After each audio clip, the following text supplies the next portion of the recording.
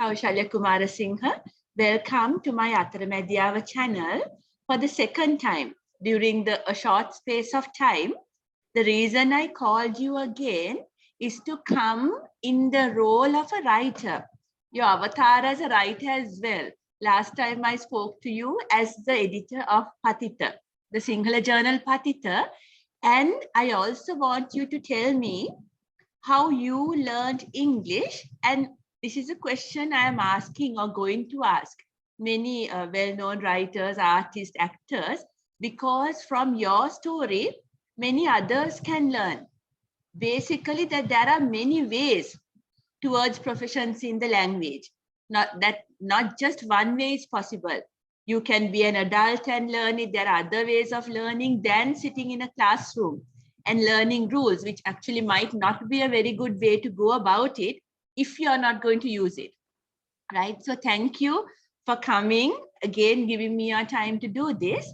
So a brief introduction, in case you don't read Sinhala fiction, Kaushalya was a writer who kind of made many waves from his debut novel.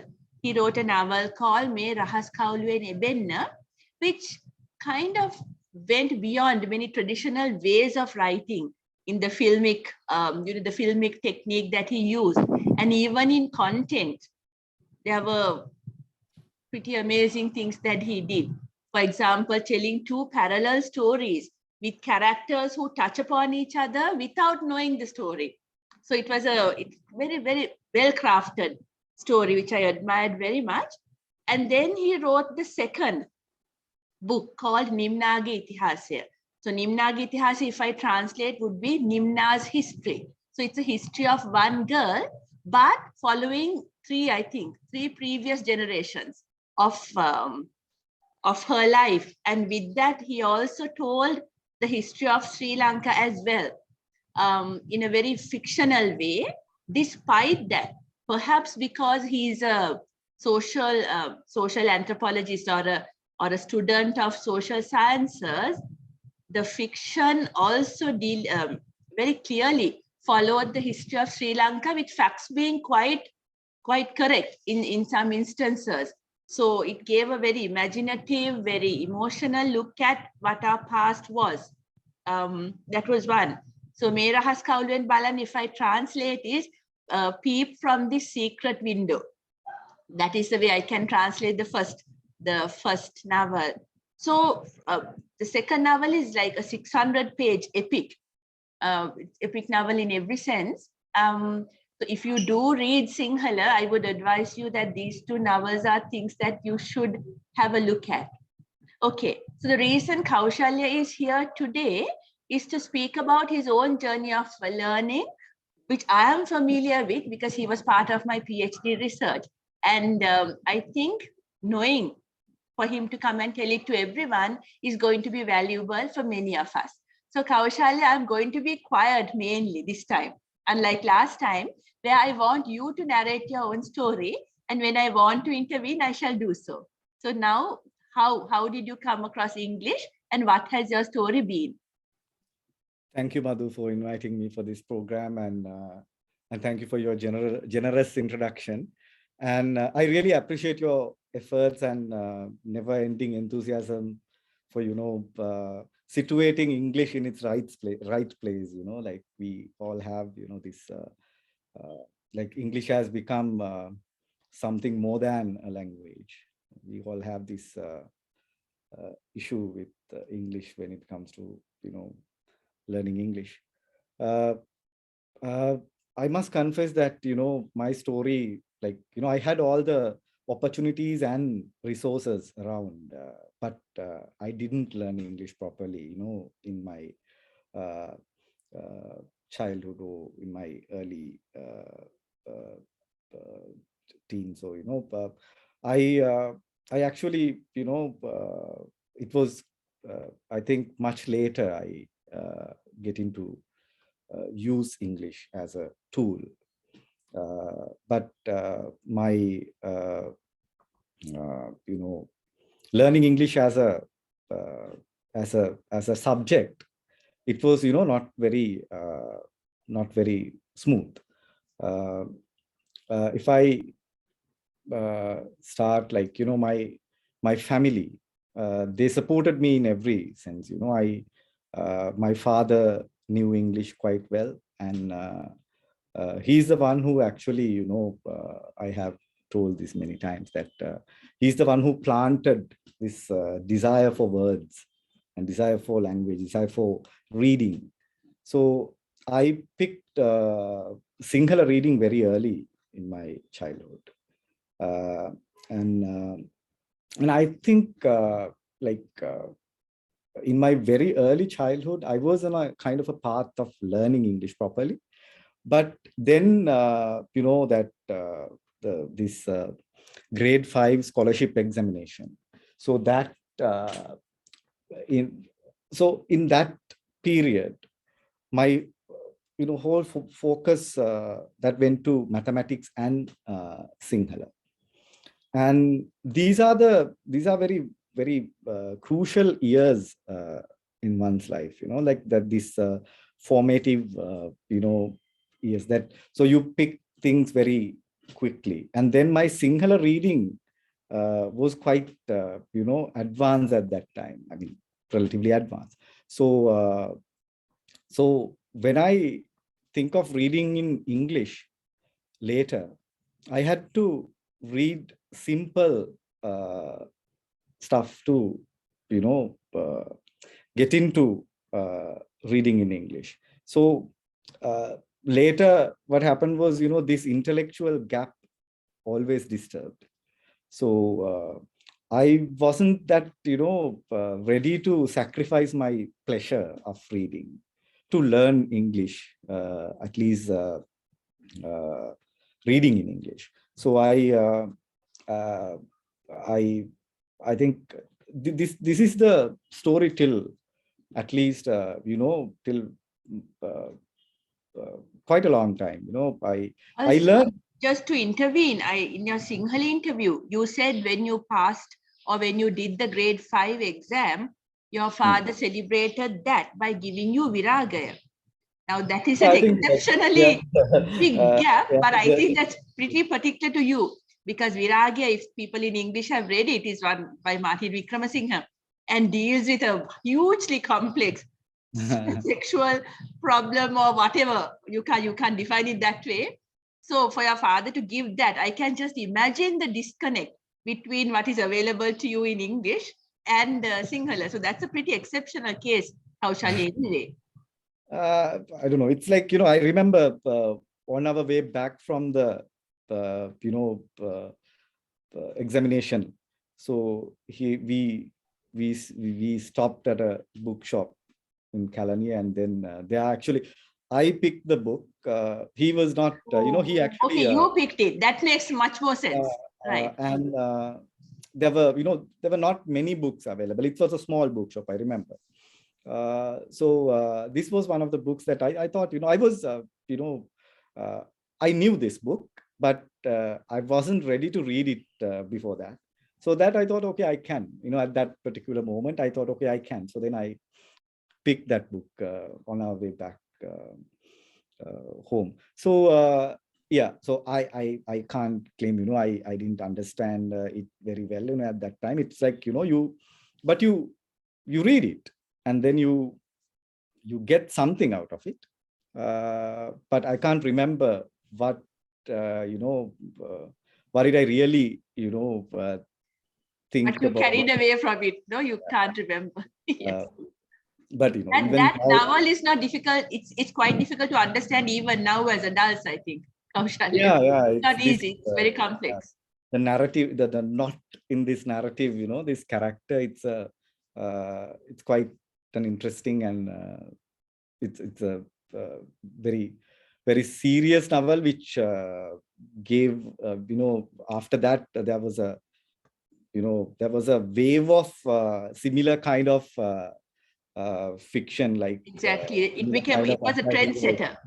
Yeah. So yeah, so this was the story till I start my university education in Colombo University. But I always tried to read, but but always, in a way failed, because you had to read simple sort of, things to get into this. And then I think one of the things I did was I try to read erotics and romances, like I sometimes, in the internet, you find small erotic stories kind of, and then I had this membership in Colombo Public Library. So I used to borrow these Mills and Boon's romances and try to read that. The one thing you mentioned about these detective novels, even the last time, and I think I try to read detective novels, but that when you miss something in the narrative, in the story, then you lose the track. Then you can't get it, get back to the story properly. So then I think I tried to read detective sort of, that sort of fiction, but didn't work well. Till you actually mentioned that, Kaushalya, I realized by giving that advice even to my students, because I love detectives, and I used to say read detectives because you want to turn the page for reasons other than language. You want to know what happened. But I realized that detective novels is one genre in which you can't hop over words. Every word matters, right? Yeah. And naturally, when you're learning a language, you naturally hop over, because the advice we give there is not to stop at every time you can't find a meaning, and not to consult the dictionary every time, because it will be a very boring process. So that just to hop over stuff, words, because very often you can guess it, because you bring what is called schemata, knowledge of the world, which makes your guess more or less correct. And it doesn't matter if it's not the exact meaning, and just to ignore, so that you enjoy the flow of the story. But because I heard you say that, it struck me that detective stories may not be the best to do that, because if you miss one word, you might, even Agatha Christie, when I read, when I see what happened, I come back to realize, oh my gosh, I didn't read this carefully. That this was here. So for somebody struggling with language, maybe that may not be the best way to go. Yes, I learned that from you today. Yeah. So I think these are the strategies I try to employ, but didn't it worked to a certain extent, but that gap was always there. This intellectual gap that you because reading a book back then, even now, like that feeling that before you open a new book, that there's something, this unknown new world is there to be discovered, sort of feeling that you, and that's what make you read the book. And then so to deal with this desire, so when you read, you can't have the same thing when you learn something, when you learn when you to read. So then this was there till the university time, I guess. So and I think what happened in the university, I went to the Faculty of Law, and then this is the time that X group, this is kind of a very very peculiar kind of cultural phenomenon in the history of Sri Lanka, I think, in at least the cultural history. So that this is the high time of X group, and then X group and other related interventions like Rohan Pereira, and this was like I was exposed to this literature like London Magazine and Mathota. So we had a lot of friends, that was also, I think we mentioned it in the Sinhala, so I I was we read a lot, and then I was quite passionate about writing, and I had a lot of like-minded friends who were Even at not. school, no? Even at Yeah, school, I remember Kaushalya, even at Ananda, we skipped the school life. yeah, But I remember you did pass the grade 5 scholarship and you came to Nalanda and then Ananda.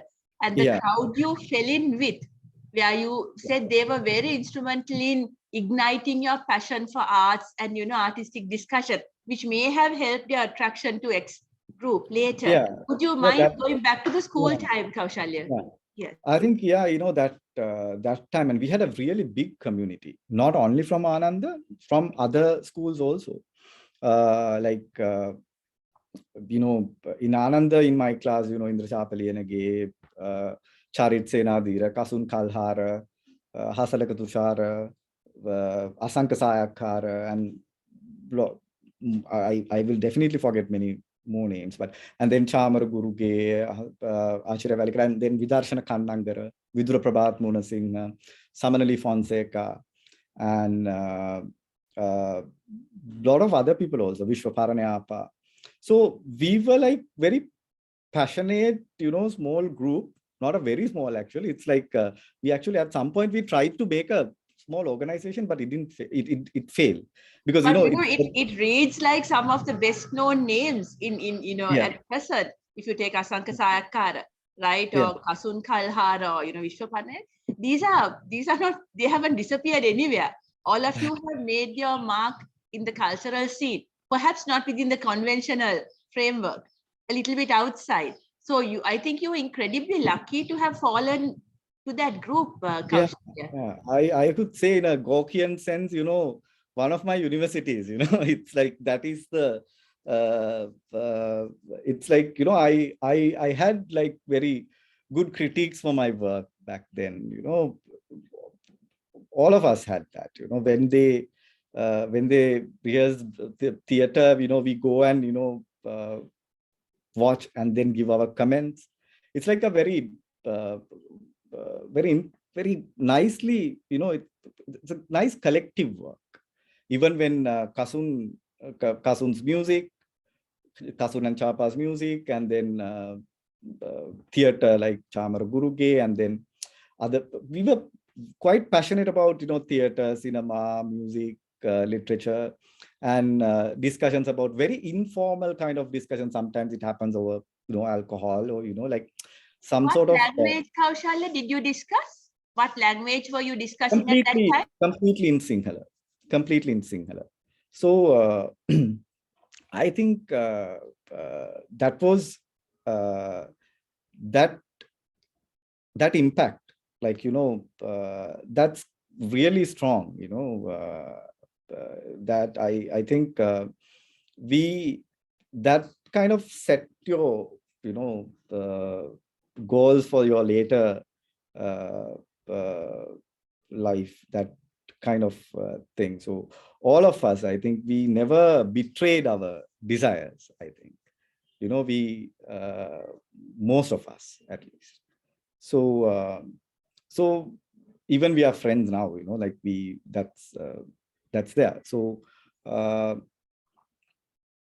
I think when I get selected to the Faculty of Law, then then the X story is there. So me, Vidarshana, and Vidura kind of quite interested, with this new uh, philosophical kind of knowledge. It is not, it's a unique kind of intervention what X did, with London and Mathota. It's not completely the old-fashioned Marxist sort of knowledge. It's, something something to do with psychoanalysis, and then feminism and post-structuralist knowledge, like, and The explosion of critical or literary theory in the West yeah, obviously changed the paradigm of what knowledge meant, because yeah, knowledge itself was questioned. and we realize the subjective positions all of us were holding. So Yeah. that kind of paradigm changing knowledge that literary theory brought, then I guess the X-Kandayam or the X group was influential in getting into Sri Lanka, not within the academia as such, because those were happening in departments as well. So maybe the social impact that this group practically actually did, iconoclasm and whatnot, was quite startling. And I'm sure it would have been very attractive to young people. Because it's not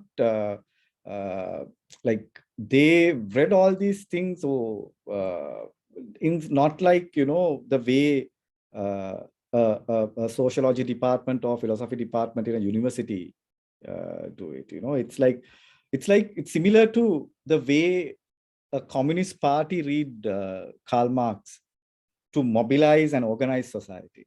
So this is the difference, I think. You know, these they were not bothered about, you know, whether this is within the academic disciplinary frame, or, you know,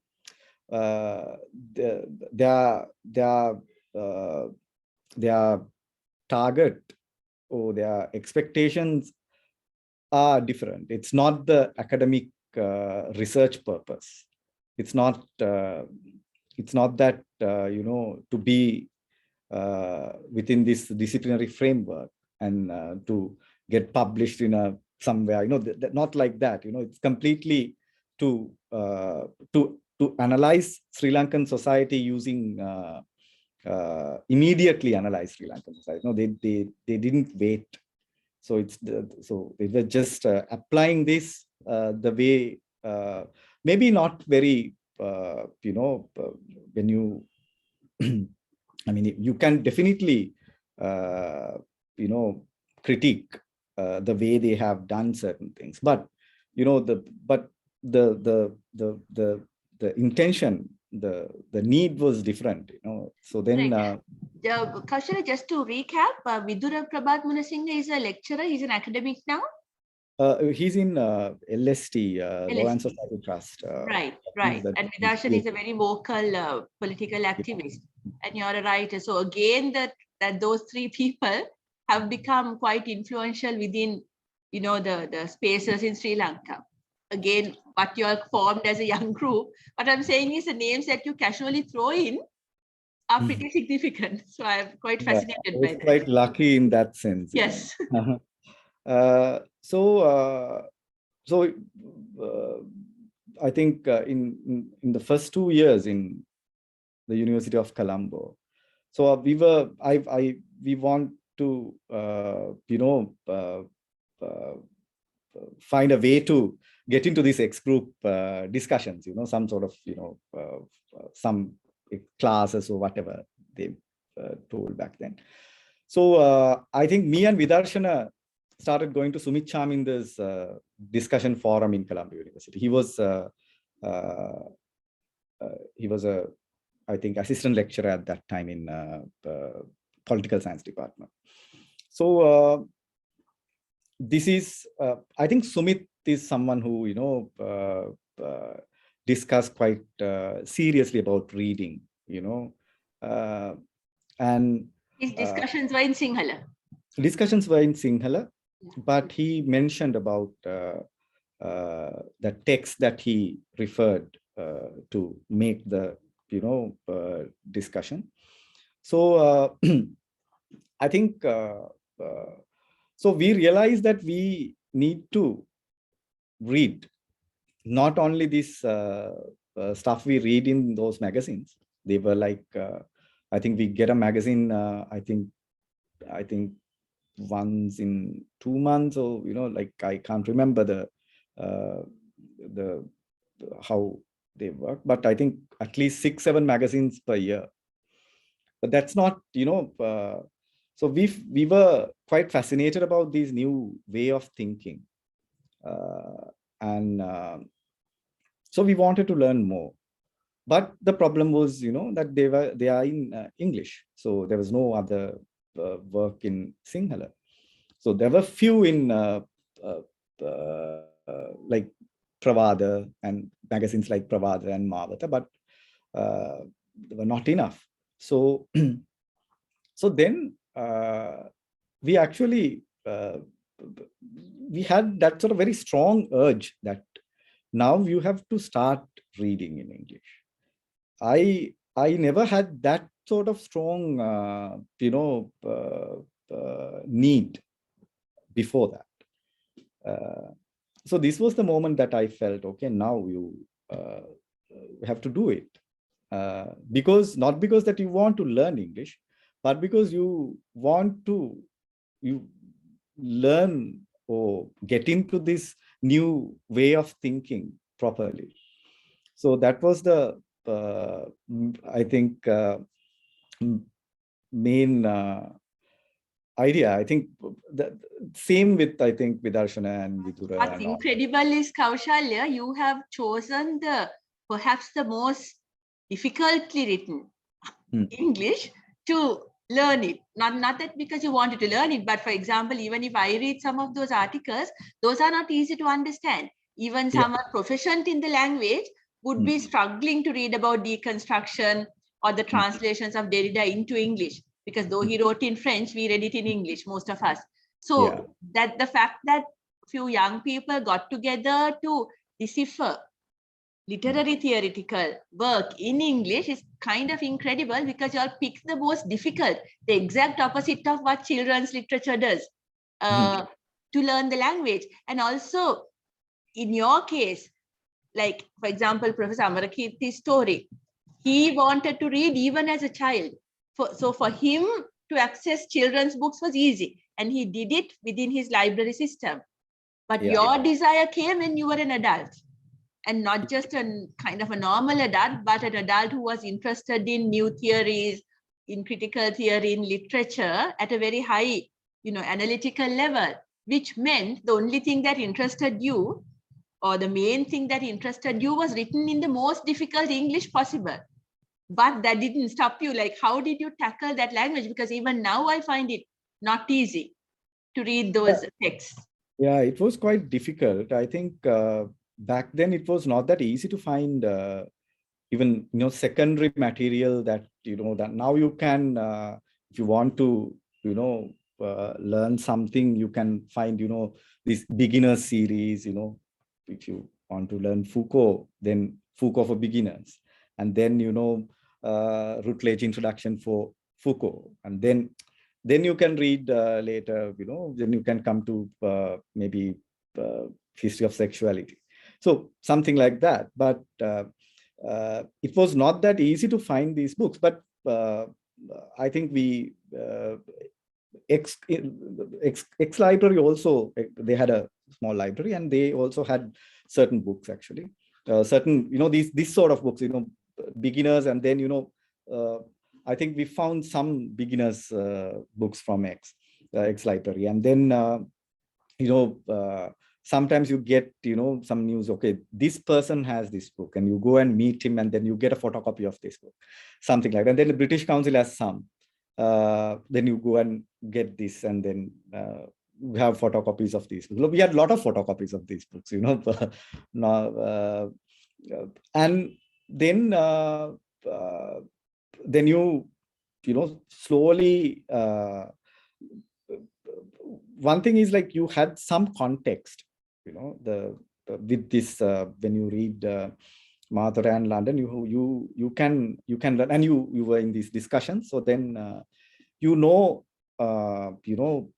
have some sort of a basic idea about what you are going to read. So that helps. So that, in a way, you can easily, slightly better understand. Whether if you get a wrong meaning, then you have some sort of a some guidance. In your case, the schemata was very strong because you already knew the content. Yeah. And therefore, it was easier to guess. So the more you know the content, your guessing becomes so much more easier. Yeah. And then actually later we formed a small reading group kind of thing. It's not exactly a reading group. It's some sort of a small, micro X sort of group. I mean, a similar kind of small group. So Vidarshana, Vidura, Sudanta Madhava, Chamara Guruge, and then late Samanmali Kumari from Colombo University, and then later Prabhat Hemanta and Supun Vishabuddhi. Few people were there. And so we had, we had a small, this we got together and we started reading texts. We select, okay, I still remember, we try to read history of sexuality, and maybe sentence by sentence, you have it's a very difficult exercise, and I think we learned a lot because of this sort of very slow and I think but it was very sorry. It was a group activity and not individual, or were you all working separately on your own to understand as well? What was the practical worked separately also. We worked separately also, and then we got together and then discussed the text again. We sentence by sentence, we discussed. Some texts we did in that way, and later we had different ways of doing some. For a relatively easier text, we had, sometimes you read it and then we explain it in a bit more, So I'm curious. So the explanations, discussions went on in Sinhala. Yeah. Your reading was in English, but your discussion on explication was in Sinhala. Yeah. So yeah, all of these discussions were in Sinhala. Sinhala. Because and sometimes actually we try to translate some of these texts, that I think in this time, I think I clearly remember that I have read some books without understanding anything. That's not because of the conceptual difficulties, but because of the language difficulties in the beginning. But you can't get it. The sentence structures and these things, extremely difficult. You can't get it, but you slowly. But after a point, you realize that okay, now this is happening. When you keep doing this, there was a time that you may feel that okay, this will not happen. That some sort of that you might. But if you keep doing it, there was a time that you feel okay, now it's happening, and then after a point, then you can. Kaushalya, that is what we keep telling students: don't give up, because there will be a point where you think this is useless. I can't understand ever. But the fact that you don't give up, and then you come to a point where you kind of cross the line. And now you may not understand 100%, but you're on the journey to understanding. So that is crucial as an English teacher, that you struggle with the language, even if you don't understand anything. You keep going, you keep trying, you keep consulting people, dictionaries, and that kind of hopeless journey, it's not hopeless. Because if you keep at it, if you keep doing it, if you don't give up, there comes a point where you cross the line. And that's what you beautifully explained. That you suddenly, one day you think, yes, I'm getting this. Yeah. And not only these theoretical stuff, I read, fiction also. I think I read, I think the first book I finished completely, I think Paulo Coelho's, I think either Alchemist or Veronica Decides to Lie. I can't, I'm not sure about it. That's one example of simple English connected with deep thinking. And he's very readable, even the story itself, very readable. So that's Coelho is a very good example of what learners can approach. Yeah. So I think I should remember a few other names outside of this, group activity. My in university, in Faculty of Law, we have this, this what do you call this, English language units. So in that, my instructor, my teacher was Anusha Kollure. I think she kind of gave me, she kind of encouraged me, not only for reading, but also, when I write something, she, you can write, something like that. I know that I have done something absolutely bad, but her, she kind of, ensures that, okay, you can do it. You can, your ideas are really good. You can write this, something like that. I quite remember that even later, she encouraged me to do my postgraduate in English. She's someone I remember when I was not very confident of doing it.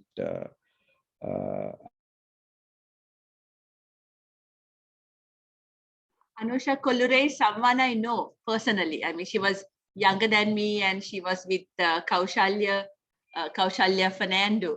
And she was also connected to drama. Kaushalya, you're stuck. Did something happen?